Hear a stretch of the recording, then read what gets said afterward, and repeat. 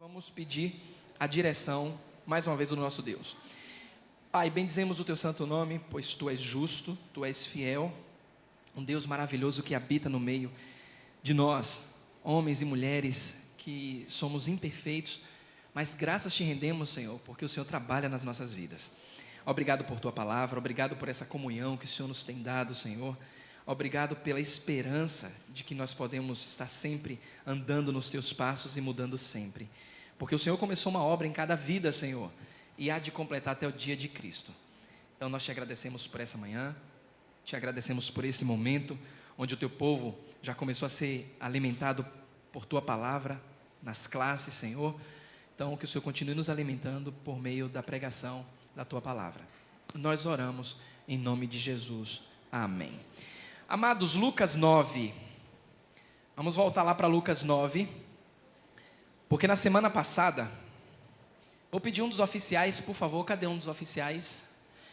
Só para colocar a lista lá no aparador, para você não esquecer de colocar seu nome. Artira. Falei os três já. Então, Lucas 9, 23. Na semana passada nós falamos sobre batalha espiritual. E você aprendeu que o primeiro inimigo, nós temos 3 inimigos.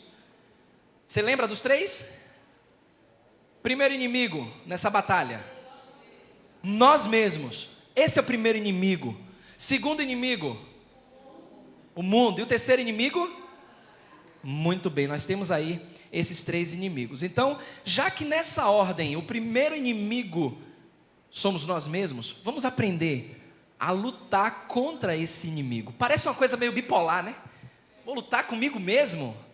Vou lutar contra eu mesmo? Meu inimigo sou eu mesmo?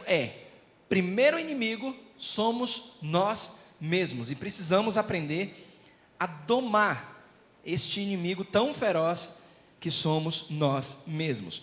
Lucas 9, 23 e 24, quem encontrar, pode ler, por favor.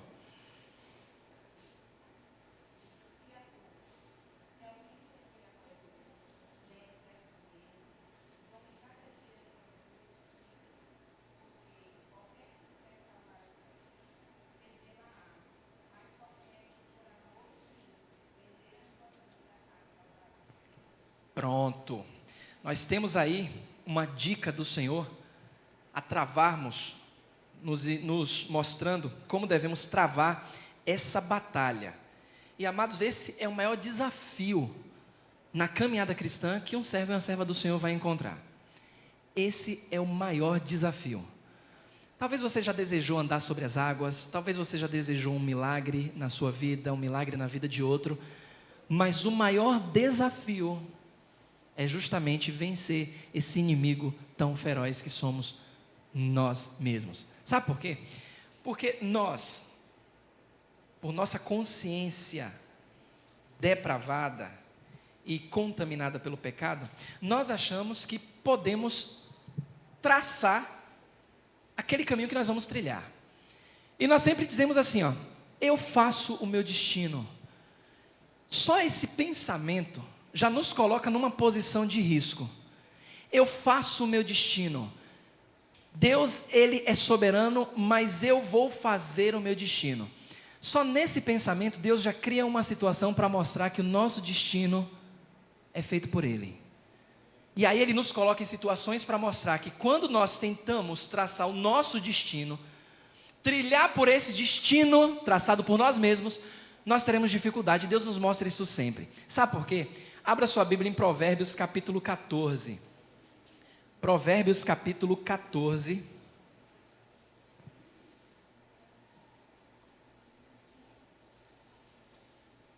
E o versículo 12. Olha como a perspectiva do homem, ela é oposta à perspectiva de Deus.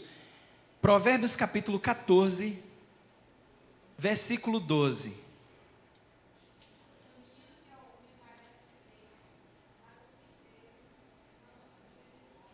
Isso aqui é muito forte, é muito pesado, porque nessa caminhada Nós sempre pensamos assim, ó, não, eu acho que isso aqui é o correto. Eu vou fazer dessa forma porque o meu coração está dizendo que é a maneira correta de proceder. E nos esquecemos que há muitos caminhos que parecem corretos, parecem justos, mas no final daí quê? Morte. Dá em caminho de morte. Porque a nossa carne, ela está sempre em constante ataque contra o espírito, e nós vimos isso na semana passada. Ela está gritando, e quando nós alimentamos os nossos desejos, as nossas vontades de dizer não, eu vou seguir por aqui, porque eu faço o meu destino, a Bíblia diz que esse caminho parece direito, há caminho que ao homem parece direito, mas o fim dele é caminho de morte. Por isso que esse é o maior desafio que nós temos, lutar contra nossas vontades, contra o nosso ego, contra nós mesmos. E você, meu amado e minha amada, constantemente, todos os dias, está sendo tentado a agir na perspectiva humana e não na perspectiva de Deus. Você quer ver uma coisa? Pense aí nessa semana. Você precisou tomar decisão. Você precisou tomar uma decisão, pelo menos. Agora, seja comprar algo, seja falar algo, seja pensar em alguma coisa, você precisou tomar uma decisão. Antes de você tomar essa decisão, você refletiu nas consequências? Por exemplo, eu tomei muitas decisões essa semana. Muitas delas eu não pensei. Não pensei. E quando nós não pensamos, sempre sai uma palavra que desagrada. Sempre vem um pensamento que não agrada. Porque naquele momento de tomar uma decisão, o nosso caminho parece o quê? Certo. Eu tenho convicção de que eu posso fazer isso. De que é esse o caminho que eu vou trilhar. Seja no trabalho, escola, em casa. Estamos sempre tomando decisões. Mas o problema é que nós achamos, porque pensamos que os nossos destinos são traçados por nós mesmos. Aí Deus diz assim, ó, então tome essa decisão, porque agora eu vou preparar algo e você vai ver que não é bem assim. Você vai ser constantemente tentado a agir nessa perspectiva egoísta, aqui nos pensamentos, as suas palavras, as suas ações. Só que isso pode causar um efeito devastador na sua vida. Em Romanos capítulo 6, abra sua Bíblia lá, Romanos capítulo 6.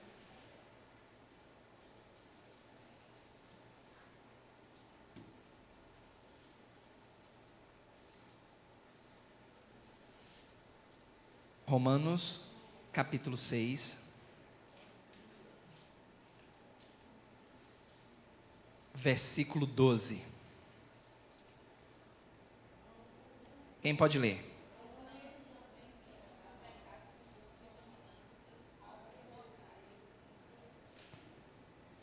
Uma versão diz, portanto, não reine o pecado. Outra versão, achei interessante essa versão aí. Portanto, continue dominando. Não é a ausência do pecado, mas é que ele não vem exercer domínio. É aí que está o problema, porque pecadores todos nós somos. Mas o problema está quando esses pecados exercem domínio, controle. E ele nos engana, porque como eu falei na semana passada, o diabo ele vai ficar sentadinho, esperando e achando que você está lutando contra ele diretamente, mas a sua luta é contra você mesmo. Aí o seu pecado, o seu desejo de trilhar o seu próprio caminho, vai te levar para a morte. Porque ele vai estar reinando, e ele não pode reinar. Não é ausência de pecado na vida do crente, mas é não deixar que esse pecado reine. Mas o problema, o nosso problema, é que nós damos uma atenção demais para nós mesmos. Nós pensamos demais a nosso respeito. Eu quero ser feliz, por isso eu faço. Eu preciso daquilo, por isso eu compro. Eu preciso ir a tal lugar porque eu quero. Perceba que o foco está sempre eu. E amados, isso é perigoso. Ontem na reunião de homens, aqui, achei interessante, como sempre a reunião sempre muito aberta. Esse menino Guimarães, você ore pela vida desse rapaz, é um menino muito criativo mesmo. tem conduzido de uma forma, junto com a equipe, com o Ivan e com o Railton, conduzido a União Masculina de uma forma brilhante para a glória do Senhor. Nós falamos ontem a respeito de palavras torpes, que é um problema que o homem e a mulher de Deus têm vivido nos dias de hoje, mas por conta de não saber onde está o problema, a raiz do problema na verdade. Por quê? Porque acham que eu falei assim, eu sou impulsivo, eu uso uma palavra, e associam palavra torpe a palavrão, a palavras de baixo calão, quando na verdade palavra torpe é tudo aquilo que não edifica. E quando nós menosprezamos a raiz do problema, nós teremos um problema maior. Eu vou me controlar mais com relação àquilo que eu falo. Não, o nosso problema está aqui, que a Bíblia chama de coração, que é na mente, que é onde Deus conhece cada um, cada homem e cada mulher. Se eu não tiver o controle, se essa luta não for vencida aqui, as minhas palavras vão ser palavras torpes. Os meus pensamentos serão pensamentos que não agradam a Deus. As minhas ações não vão agradar ao Senhor. Então o nosso problema está aqui, no nosso eu. É onde Deus enxerga, é onde Deus observa e sabe onde está o real homem e a real mulher. Mas o nosso problema é sempre, eu preciso, eu quero, eu desejo. Por isso que a gente erra sempre. Quer ver? Olha aí durante essa semana, na parte que você errou, perceba se não foi porque você tomou uma atitude pensando em você mesmo. É sempre pensando em nós, nos nossos pensamentos. A gente quer uma coisa, a gente faz alguma coisa, é pensando em nós, não no outro. E essa luta, ela continua. Mas amados, o que nos faz vencer essas lutas contra nós mesmos, é tendo uma perspectiva adequada e bíblica de quem nós somos. Quando você está saciado, quando você se alimenta bem, claro que você não vai pedir para comer mais. Tem uns aí, outros que fazem isso, comem até, mas quando você está saciado, você não deseja mais nada, saciou. Nosso problema é que nós não entendemos a nossa real perspectiva, a nossa situação perante Deus. Quem nós somos em Deus? O que nós somos para Deus? Quando entendermos essa perspectiva bíblica a respeito de nós mesmos, nós vamos compreender que nós já temos tudo em Deus, em Cristo Jesus, e não precisamos de mais nada. Romanos capítulo 8.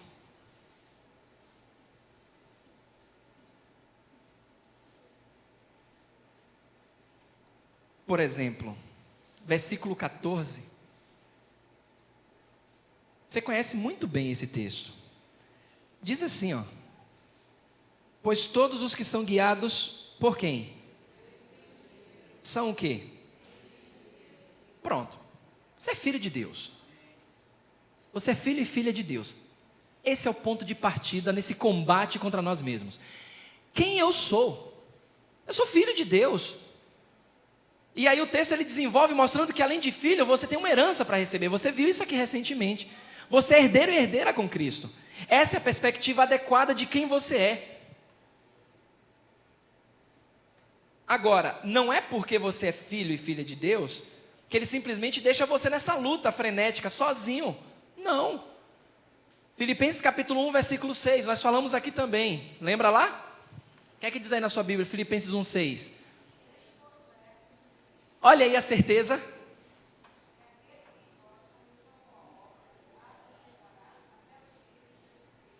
Deus envolvido de maneira ativa na sua vida, na minha vida. Imagine se Deus dissesse assim, poxa, eu vou salvar lá e vou deixar ele se virar sozinho. Salvei e agora se virem. Que Deus é esse? Deus está comprometido com essa luta que você está travando. Nada de dar glória ao diabo, dá glória a Deus. Pastor, mas essa semana eu passei por uma dificuldade que, poxa, foi artimanha do diabo. Olha, Deus cria a situação, Deus coloca a situação e pega o diabo como uma marionete e usa como Ele quer. A glória é de Deus. Estava falando com uma pessoa e disse assim, Não pense que as coisas vão acontecendo por acaso, não. O próprio Deus cria uma situação e nos coloca nela para nos provar ou nos reprovar. Ele fez isso com Cristo. Levou Jesus ao deserto. O Espírito Santo levou o Senhor ao deserto para ser provado. Aí alguém poderia dizer: que pai é esse? É o nosso Pai amoroso que cuida de nós. Por isso que Ele nos coloca em situação de deserto, em situação de perigo. Deus faz isso. Deus não tenta a ninguém, porque a Bíblia ensina que Ele não pode ser tentado. Ele a ninguém tenta. Mas Ele usa o instrumento de tentação para nos provar. Foi assim na vida de Jó. É assim na minha vida e assim na sua vida. No ano que vem, se Deus assim quiser, se for da vontade dEle, eu vou trazer aqui uma série de mensagens sobre essa ideia de soberania de Deus, que às vezes parece que o povo de Deus esquece um pouco. Ou esquece ou só falam da boca para fora, que Deus é soberano, mas não vivem como se Deus fosse soberano. E o mundo está passando por um processo de transformação para pior, em que as pessoas estão se esquecendo de Deus, por conta de focarem em si e achar que Deus não é soberano, que não está no controle da situação. Então estejam orando aí, porque o ano que vem nós vamos começar aí quente em cima disso, da soberania de Deus. E claro que isso não agrada a muita gente. Isso não agrada. Eu sei que Deus vai trazer visitantes, Deus vai falar com pessoas que já estão há mais tempo conosco, Deus vai mostrar nas Escrituras passagens que talvez você nunca imaginou. Talvez você já leu a Bíblia toda, mas como a palavra é viva, passagens irão saltar aos seus olhos que você nunca imaginou. Nunca. Isso tem acontecido comigo. Eu tenho visto versículos que eu digo: Senhor, como é que isso pode estar aqui? Eu nunca vi isso. Porque a palavra é viva. Estamos vivendo dias difíceis. E temos que tirar o foco de nós mesmos e colocar em Deus. Porque Ele é soberano. Ele está no controle. E precisamos entender isso. Ele começou uma obra na sua vida. Filipenses capítulo 1, 6. Agora, o que é interessante nisso tudo é que quando nós olhamos a soberania de Deus, nós reconhecemos mais e mais como somos incapazes. E o que é maravilhoso em cima de tudo isso é que, mesmo sendo incapazes, Deus morreu por mim e por você antes da fundação do mundo. Nos elegeu. Estava conversando com o Railton lá embaixo. Eu gosto dessa passagem aqui, que nos traz garantias de filhos e filhas do Senhor por conta dessa eleição soberana, em Efésios capítulo 1. E com certeza isso é pergunta de concílio. Isso é pergunta de concílio. Efésios capítulo 1. Alguém pode perguntar: qual é a certeza que nós temos que somos filhos de Deus, que fomos batizados com o Espírito Santo? Alguém vai perguntar isso. Olha a certeza que nós temos aqui na palavra do Senhor. Efésios capítulo 1, versículos 13 e 14. Diz assim a palavra do Senhor. Leia aí, se você encontrou.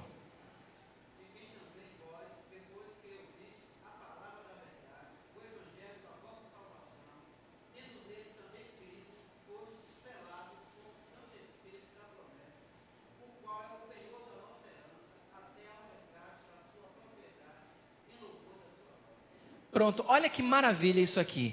Aconteceu no tempo, Deus inseriu isso no tempo, no momento em que você ouviu o Evangelho, você foi selado com o Espírito Santo, você foi batizado com o Espírito Santo. E a Bíblia fala que esse Espírito Santo, que o Espírito Santo, que o Espírito Santo, a terceira pessoa dessa triunidade misteriosa, ele sela você e ele é a garantia de que você é filho e filha de Deus. Agora, quando isso aconteceu? Aí, se você voltar no versículo 3, versículo 3 diz o que aí? É o início desse parágrafo longo.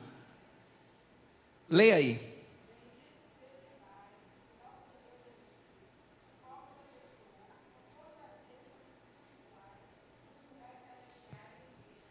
Pronto, estamos falando de coisas atemporais, estamos falando de coisas eternas.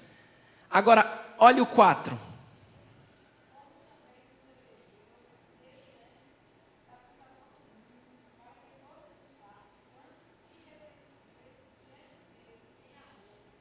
Olha que maravilha.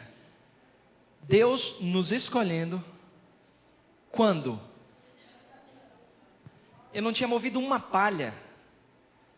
O mundo não tinha dado a sua primeira volta. E Deus simplesmente escolheu a mim, escolheu a você. Antes de tudo isso. E você acha que ainda pode fazer seu destino? Você acha que pode confiar em fazer o seu destino?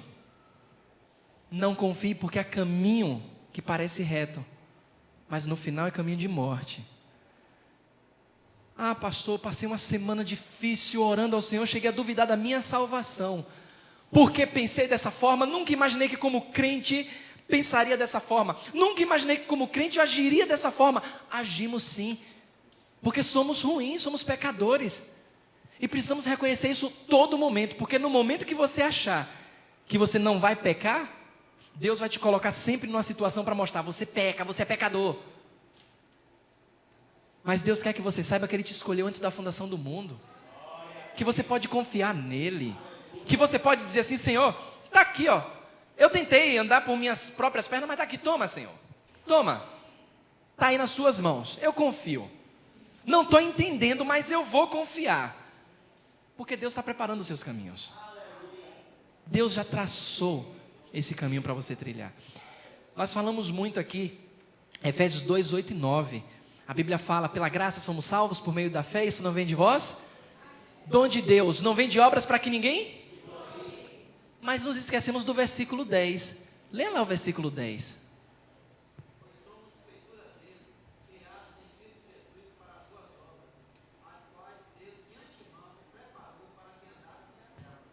Olha aí Deus preparando o seu caminho. Já preparou o seu caminho. Cuidado com o orgulho de se achar super crente, super forte, que não erra, porque é que você vai errar, mas vai errar muito. Deus vai dizer, mas é esse que eu vou botar para errar. Está se achando forte? É esse que vai errar. Para reconhecer que é Deus quem traça os nossos caminhos. Amados, tudo isso é para tirar a perspectiva de nós mesmos e colocar em Deus. Jesus disse, ninguém pode ser meu discípulo se não tomar sua cruz e me seguir. Tem que se entregar todo dia, tem que morrer todo dia. Como o Fernando falou aqui para os juniores, cantou até o hino, é caindo ali, tropeçando acolá, mas depressa se levanta. Que bom que Deus dá sempre a oportunidade, que bom que Deus está sempre pegando nos nossos braços e dizendo, olha, você tem mais uma oportunidade. Deus faz assim conosco. Nosso problema é que nos esquecemos disso. Todo momento nos esquecemos da graça salvadora. O propósito e o trabalho de salvação foi antes da fundação do mundo. E é Deus quem sustenta. É Deus quem está sustentando. Que maravilha que somos incapazes. Ai de nós se fôssemos capazes. Eu vejo aqui na igreja homens e mulheres. Quando esses eventos acontecem, claro, tem os seus pormenores, mas quando você soma a alegria, as alegrias desses eventos, você não vê nenhum profissional na área. Ninguém fez curso de administração de igreja, ninguém fez curso de administração de eventos. E você vê mulheres ativas, homens ativos e o trabalho do Senhor sendo tocado. É Deus realizando o trabalho dele nas nossas vidas. Porque Deus é maravilhoso, Ele cuida de cada um de nós. E precisamos entender todos os dias é que fomos libertos do poder do pecado. Mas o pecado, o querer pecar ainda está em nós. E você também não pode desconsiderar isso, para não se achar muito forte. Mas o pecado, ele não tem mais domínio. Ele não pode reinar. É o que a Bíblia ensina. E toda vez que o pecado gritar, você tem a oportunidade de dizer, Senhor, olha, está gritando, me ajuda, me fortalece. Porque fazendo isso você tira a perspectiva de você mesmo e coloca em Deus. Você entende quem você é em Cristo Jesus. Você entende que você está satisfeito, tem uma satisfação completa em Jesus. E isso é muito importante para a caminhada cristã. Hoje à noite